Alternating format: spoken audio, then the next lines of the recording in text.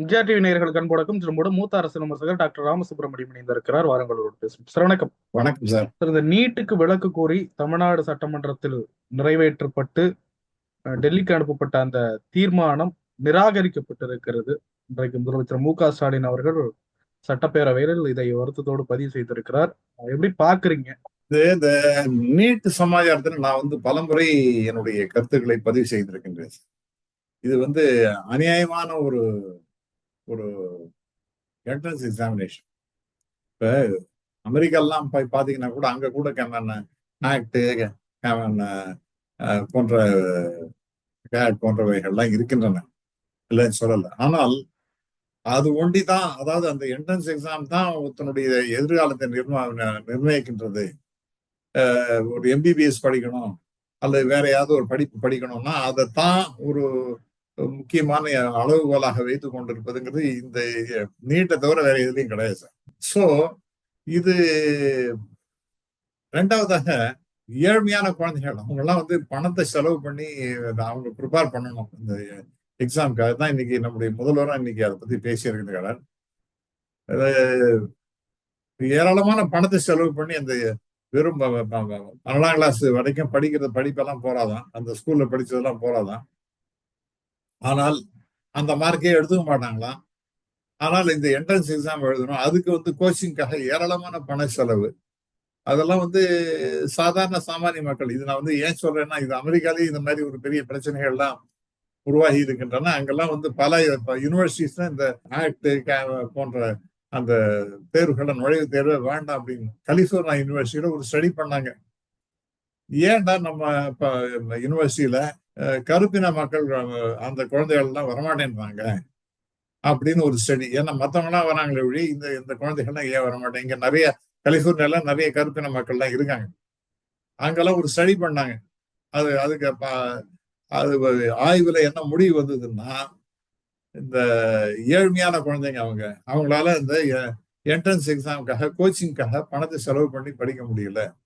ஆகவே அவங்க இதெல்லாம் ஒண்ணுமே மேல படிக்கிறதே விட்டுட்டாங்க அப்படின்னு அவங்களுக்கு ரொம்ப பகீர்னு ஆகி போச்சு. என்னடா அநியாயமா இருக்கு, இது அக்கிரமமா இருக்கு, சமூகத்துக்கு மிகப்பெரிய ஒரு பிரச்சனையாக இந்த என்ட்ரன்ஸ் எக்ஸாம் என்று இருக்கின்றதுன்னு சொல்லிட்டு இனிமே என்ட்ரன்ஸ் எக்ஸாம்லாம் வேண்டாம் அப்படின்னு சொல்லிட்டு பல்வேறு விஷயங்கள், இப்ப உதாரணம் மார்க், ஸ்கூல்ல வாங்கின மார்க், அவனோட நடவடிக்கை எப்படி, சமூகத்துக்கு ஏதாவது சேவைகள் செய்திருக்கின்றன. அங்கெல்லாம் நிறைய சோசியல் சர்வீஸ் எல்லாம் இந்த குழந்தைகள்லாம் பண்ணுவாங்க.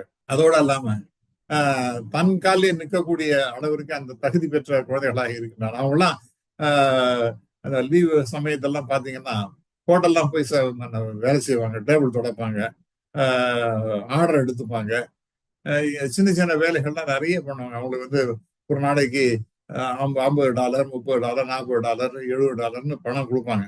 அதெல்லாம் வச்சிருந்து அவங்க தன்னுடைய செலவுகள்லாம் பார்த்துக்கிறது. இதெல்லாம் பெரிய பிளஸ் பாயிண்ட் தான்.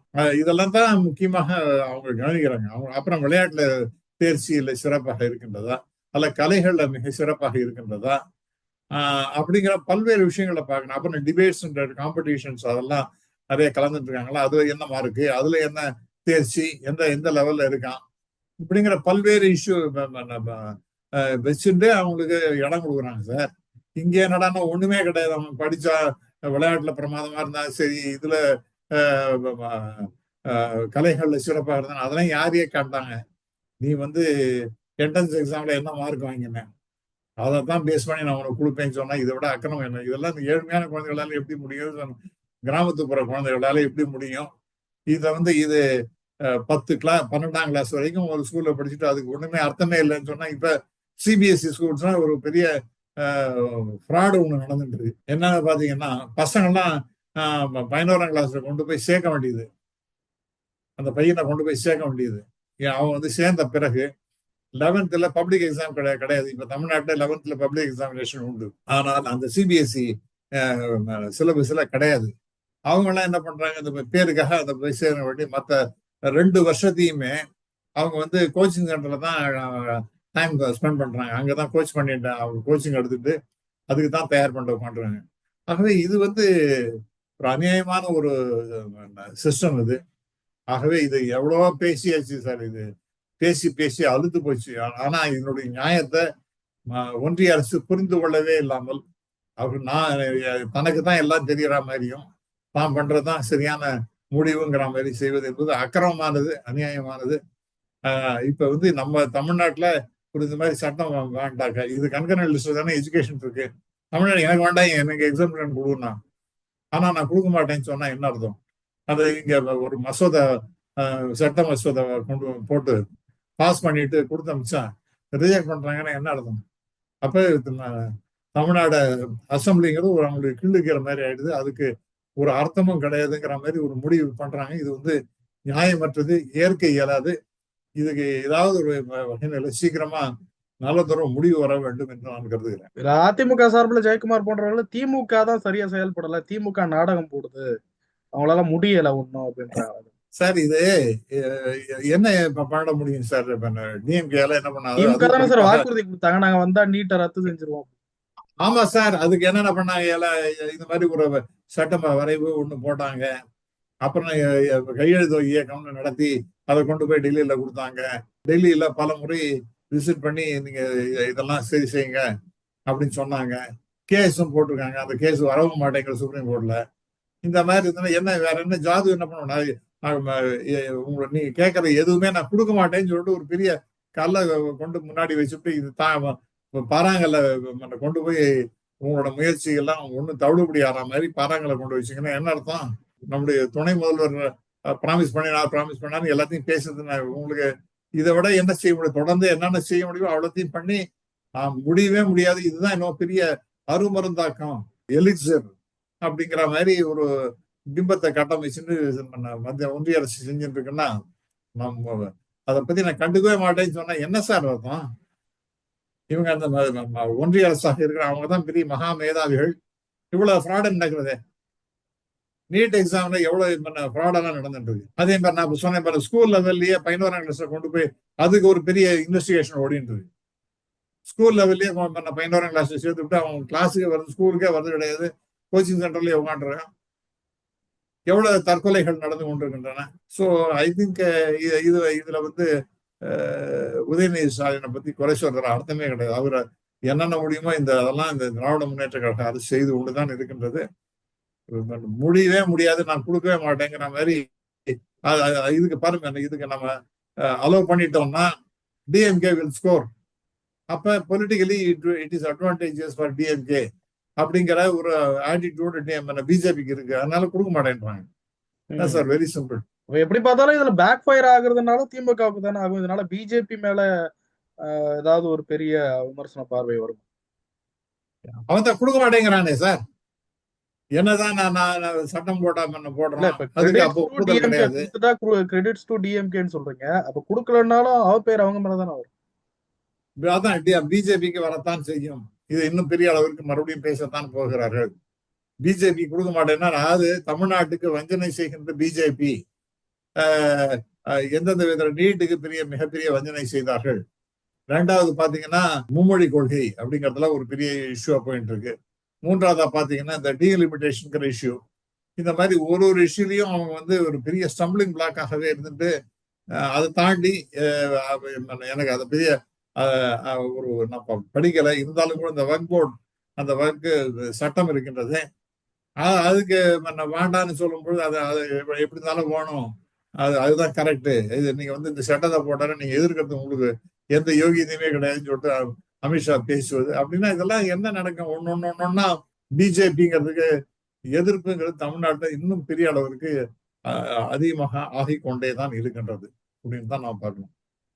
சார், மீண்டும் அதிமுக பாஜக கூட்டணி உறுதியாகி விட்டது போல் தெரிகிறது. எப்படி பாக்குறீங்க எடப்பாடி பழனிசாமி அவர்களுடைய செயல்பாடுகள்? சார் அது அப்படிதான் ஆற மாதிரி தான் இருக்கு. பிஜேபி அதிமுக கூட்டணி கிட்டத்தட்ட உறுதியாகிவிட்டது. அதுக்கு ஒரே ஒரு ஸ்டம்பிளிங் பிளாக் என்னன்னா, திரு அண்ணாமலை அவர்கள் தமிழ்நாட்டினுடைய பாஜக தலைவராக இருக்கக்கூடாது. அது 9ஆம் தேதி என்னவோ அவரை ரிமூவ் பண்ணாங்க போல இருக்கு. இப்ப வேற யார் அவருக்கு பதிலா வேற யார் வராங்க அப்படிங்கிறத பத்தி பேச்சுகள் நடந்து கொண்டிருக்கின்றன.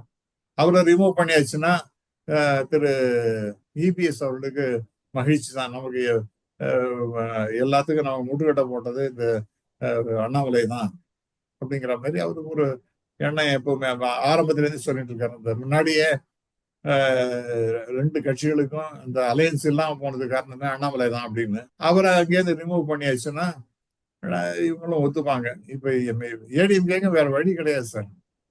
அண்ட் அண்ணாமலை ரிமூவ் பண்ணின பிறகு நிறைய பேர் சொல்றாங்க தாவைக்காவோட ஏடிஎம்கே போயிடும், ஏமாத்திடுவாங்க கடைசியிலன்னு. அது மாதிரிலாம் பண்ணாங்கன்னா அமித்ஷா கொண்டுடுவார் சார். அவர் அங்க உட்காந்து ஏடிஎம்கே என்னென்ன பிரச்சனைகள்லாம் உண்டோ, என்னென்ன தலைவர்களுக்குலாம் என்னென்ன பிரச்சனை விட்டா போறோம், ஐயோ நான் பெரிய நமஸ்காரம் பண்ணிட்டு நீங்க எவ்வளவு சீட் வேணா நீங்க கொடுத்தது நாங்க வாங்கிக்கிறோங்கிற அளவுக்கு வந்துருவாங்க. அதனால அதெல்லாம் பொறுத்துக்க மாட்டாங்க. ஏடிஎம்கே பிஜேபி கூட்டணி இருக்கத்தான் போகின்றது அப்படிங்கறதான் நானும் நினைக்கிறேன். எப்படி பாக்குறீங்க? எடப்பாடி பழனிசாமி மீண்டும் இது மாதிரி போயிட்டு சமரச பேச்சுவார்த்தைக்கு ஒத்துழைக்கிறார். பட் இருந்தாலும் வெளியில வந்து வீராப்பா தான் பேசிக்கிட்டு இருக்காங்க. எப்படி பாக்குறீங்க அந்த செயல்பாடுகள்? அதான் சார், அவரு ரெண்டு விதமான பேச்சு. ஒண்ணு, கீப்பிங் த ஆப்ஷன்ஸ் ஓப்பன். தாவேகாவோடையும் நம்ம பேசி அவங்களோடையும் ஒரு கூட்டணி அமைக்கலாமா அப்படிங்கிற ஒரு எண்ணமும் அவருக்கு இருக்கு. பிஜேபியோட போனா நமக்கு மிகப்பெரிய ரன்னிங் ரேஸ்ல ஓடும்போது காலில் வந்து பெரிய பாறாங்களை கட்டிட்டு ஓடுறதுன்னா எவ்வளவு கஷ்டம், முடியுமா அது? ஆகவே பிஜேபிக்கு தமிழ்நாட்டில் ஏராளமான கெட்ட பேர் இருக்கு. அதனால அவங்களோட என்னதுக்கு நாம ஒண்ணு, ஐயோ நமக்கு வேண்டிய வேதனை செய்யறது அப்படிங்கிற மாதிரி ஒரு நிலைமையில அவர் எத்தத்தை நாற்பத்தி இல்லைங்கிற மாதிரி ஒரு நிலைமையில இருக்காரு. அவர் வேண்டான்னு தான் பாக்குறாரு. ஆனா வேற வழி இல்லாம பிஜேபியோட சேரக்கூடிய நிலைமை வந்துருது. தாவேகா வந்து அவங்க முரணு பிடிக்கிறாங்க. அவங்களுக்கு இன்னும் பாதின்னு அவங்களுக்கு இன்னும் அவங்களுக்கு என்ன சப்போர்ட் பேஸ் இருக்குன்னு யாருக்குமே தெரியாது. அப்படி இருக்கும்போது எங்களுக்கு இவ்வளவு சீட்டு வேணும், அவ்வளவு சீட்டு வேணும், அவங்க பாட்டு இஷ்டத்துக்கு எதுவும் பேசுறாங்க. அதெல்லாம் அதுக்கு பரவாயில்ல, நம்ம பிஜேபியோட போயிடலாம் அப்படிங்கிற மாதிரி திரு இபிஎஸ் அவர்கள் முடிவெடுத்திருக்கின்றார். அது ஐ திங்க் காலத்தின் கட்டாயம் என்று நான் கருதுகிறேன். சைதை துரைசாமி அவர்கள் சமீபத்துல ஒரு அறிக்கை விட்டிருந்தாரு, அது கவனிச்சீங்களா? அதிமுக ஒன்றுபடணும். கட்சிக்குள்ள நிறைய சர்ச்சைகள் சிக்கல்கள்லாம் எழுது போல. செங்கோட்டையன் அவர்களுக்கு ஆதரவாக அவர் பொதுச் செயலாளர்னு போட்டு மதுரையில போஸ்டர் அடிக்கிறாங்க. அதுக்கு இது வரைக்கும் எதுவும் பெருசா நெகட்டிவான ஒரு கருத்து எழுந்த மாதிரி தெரியல. கட்சிக்குள்ள இருந்து வேற மாதிரி போகுதே கட்சிக்குள்ள சில கமெண்ட்ஸ். திரு செங்கோட்டையன் தான் பொதுச் செயலாளர்னு போட்ட அந்த போஸ்டர் யார் அடிச்சு ஒட்டினாங்கன்னு பாத்தீங்கன்னா, அவர் இப்ப இந்த அதிமுக கட்சியிலேயே இல்லையா. அவர் ஓபிஎஸ் அன்னைக்கு போயாச்சு, 2022 அங்க போய் சேர்ந்தாச்சு அப்படிங்கிற மாதிரி சொல்றாங்க. அதனால அது அந்த நோட்டீஸ் ஒட்டினதெல்லாம் பத்தி பெருசா ஒன்றும் கண்டுக்கல. எல்லாரும் ஒன்னா இருக்கணும் அப்படிங்கறது அந்த காலம் மரியாதை எடுத்து நினைக்கிறேன். திரு இபிஎஸ் அவர்கள் ரொம்ப தெளிவா சொல்லிட்டாரு, ஓபிஎஸ் நான் சேர்த்துக்கவே மாட்டேன் அப்படிங்கிற மாதிரி சொல்லிட்டாரு. இப்ப சசிகலா அம்மையார் டெஃபினட்டா அவங்கள வந்து ஒதுக்கி தள்ளுறதுங்கிறது எனக்கு ஏற்புடையதாக தோணவே இல்லை. ஏன்னா அவங்க என்ன கெடுதல் பண்ணாங்க? இந்த கட்சி நல்லா இருக்கணும், ஒற்றுமையா இருக்கணும், எல்லாரும் சேர்ந்து இருக்கணும், நாம மறுபடியும் ஆட்சி அமைக்கணும் அப்படிதான் சொல்லிட்டு இருக்காங்க. ஆனா அவங்கள வந்து புறந்தள்ளுவது, அவரால் தான் சசிகலா அம்மையாரால் தான் இவரே ஆட்சிக்கே வந்தது ஒரு சீஃப் மினிஸ்டர். அந்த நன்றி விசுவாசம் கூட இபிஎஸ்க்கு இல்லைங்கிற ரொம்ப வருத்தம் இருக்கத்தான் செய்கிறது. சரி, அடுத்து நீங்க பாத்தீங்கன்னா டிடிவி தினகரன் அவர் தனியா ஒரு கட்சியை ஆரம்பிச்சு போயிட்டாரு. அதனால அவரும் பிஜேபியோட ஒரு கூட்டணியை வச்சுட்டு அந்த கூட்டணிக்கு பிஜேபி இவ்வளவு சீட்டு உங்களுக்கு தரோம் சார்ன்னு சொல்லிட்டு அவருக்கு அகாமடேட் பண்ணுவாங்கன்னு நினைக்கிறேன். ஓபிஎஸ் அவர் எப்பவோ போய் சரணாகதி அடைஞ்சிட்டார் பிஜேபியோட. 2017 விழுந்தவர் இன்னும் எழுந்திருக்கல. அந்த பிஜேபி காலில் போய் விழுந்தவர் இன்னி வரைக்கும் எழுந்திருக்கவே இல்லை. அப்படிப்பட்ட ஒரு மனிதராக மாறிவிட்டார். அவர் வந்து பிஜேபியா ஏடிஎம்கேன்னு யாருக்கும் தெரியாது. அந்த அளவுக்கு பிஜேபியை எப்ப பார்த்தாலும் உயர்த்தி பிடிச்சு கொண்டிருக்க ஒரு மனிதர். வரக்கூடிய தேர்தலில் ஏடிஎம்கே பிஜேபி கூட்டணி அமையும் என்றால் கிட்டத்தட்ட தாமரை சின்னத்துல இண்டிபெண்டா நிக்கிறா போகின்றார் திரு ஓபிஎஸ் அவர்கள். அப்படிதான் நான் ஃபீல் பண்றேன். இவருக்கு டிடிவி தினகரனுக்கு இவ்வளவு சீட்ஸா நாங்க கொடுத்துடுறோம் சார்ன்னு சொல்லிட்டு பிஜேபியை எடுத்து அவருக்கு கொடுத்துருவாங்க. இப்படிதான் போயிட்டு இருக்கு. ஒன்றிணையணும்னு கட்சி சைதை துரைசாமி போன்றவர்களே வலியுறுத்துறாங்க. அவருடைய அதே அவர் சொல்லிட்டாரு சார். அதுக்கும் அவர் இது என்னுடைய தனிப்பட்ட விருப்பம் அப்படின்னு அவர் சொல்லியிருக்காரு. ஒன்றிணையணும்னா இப்ப மத்தவங்க எல்லாம் சேர்க்கறதுல அவருக்கு என்ன கஷ்டம் நான் கேட்கிறேன். மத்தவங்க எல்லாம் சேர்க்கறது இப்ப ஓபிஎஸ் அவர் வந்து டெஃபினட்டா அவர் இந்த கட்சிக்கு விரோதமான செயல்களில் ஈடுபட்டவர்கிறதுல சந்தேகமே கிடையாது. எனக்கு நான் இது பல முறை நான் சொல்லியிருக்கேன். அதே மாதிரி டிடிவி தினகரன் நான் வந்து தனி கட்சி ஆரம்பிச்சேன்னு. மற்றவங்க எல்லாம் போனாங்க பாருங்க, கேசிபி போன்றவர்கள், அல்லது நம்ம பெங்களூர் இவர் புகழேந்தி, இவங்கெல்லாம் சேர்த்துல உங்களுக்கு என்ன கஷ்டம், உங்களுக்கு என்ன கஷ்டம் நான் கேட்கிறேன். அவங்கெல்லாம் என்ன உங்களுக்கு ஏதாவது கட்சிக்கு ஏதாவது கெடுதல் பண்ணாங்களா, கட்சிக்கு ஏதாவது துரோகம் பண்ணாங்களா? ஒண்ணும் கிடையாது. அவங்களால நீங்க ஏதோ காரணத்துக்காக நீங்க அவங்களெல்லாம் ஒதுக்கி வச்சீங்க. இப்ப அவங்களெல்லாம் அரவணைத்து செல்வதுதான் நல்லதுன்னு நான் ஃபீல் பண்றேன். செங்கோட்டையனை வைத்து பாஜக எதுவும் அரசியல் செய்கிறதுன்னு நினைக்கிறீங்களா? அவர் திடீர்னு டெல்லிக்கு போறதா சொல்றாங்க, வர்றதா சொல்றாங்க. ஆக்டிவா ஆமா அவரை ஆமா சார், அவரை என்ன கூப்பிட்டு என்ன அவரை தூக்கி பிடிக்கணும். அவருக்கு I think he is also oldish person தான். அவர் 75 வயசு கிட்டத்தட்ட ஆயிடுது.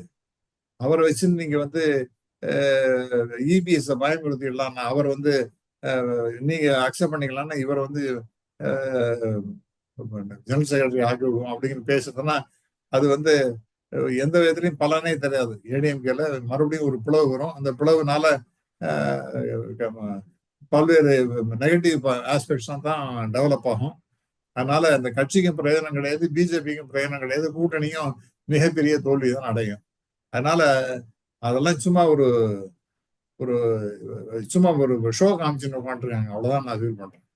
சமீபத்தில் சி ஓட்டர் கருத்து கணிப்பு ஒண்ணு வந்தது. அதுல எடப்பாடி பழனிசாமி அவர்களை கடந்து முதல்வராவதற்கு அதிக ஆதரவுகளை பெற்ற நபராக விஜய் இருப்பதாக சொல்றாங்க.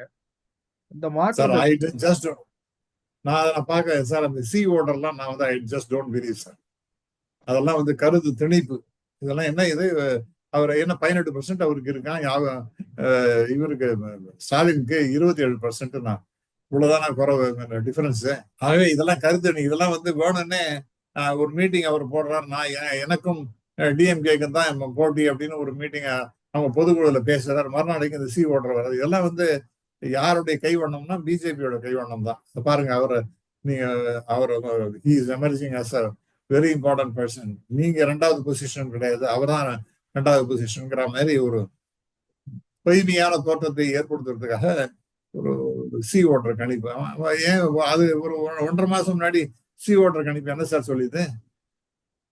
டிஎம்கே ஃபார் ஹெட் 40 மறுபடியும் எலெக்ஷன் வச்சு அடிச்சிருவாங்க சொன்னாங்களே. அதனால don't believe these C voters.